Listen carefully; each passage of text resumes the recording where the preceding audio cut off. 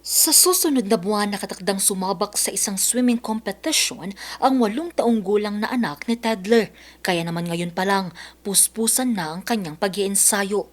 Pero hamon daw sa kanyang paghahanda ang malamig na temperatura ng tubig sa pool. Yan yung laging reklamo ng anak ko.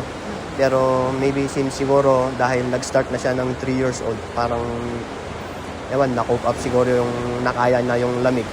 Pero kawawa pa rin kasi pag usually last month ata yun yung may bagyo or talagang kita mo nanginginig. More water, yun, pinapakain namin ng masustansyang pagkain na lang.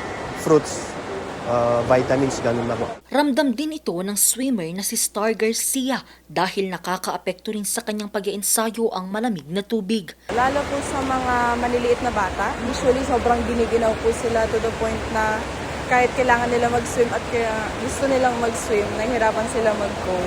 So imbes na ma-encourage na parang more training, more lamig yung focus nila. Maganda po yan. Kung may heater, mas madami pa yung babalik na mag-swim.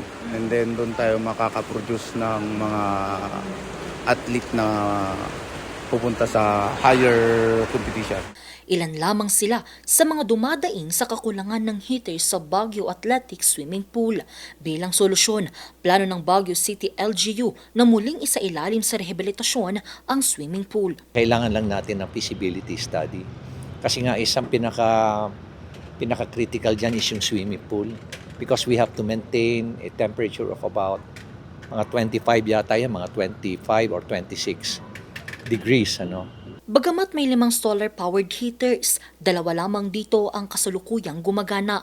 Kaya tinitignan ng Baguio City LGU kung ipagpapatuloy pa ang paggamit nito o gagamit na lang ng ibang klase ng heater.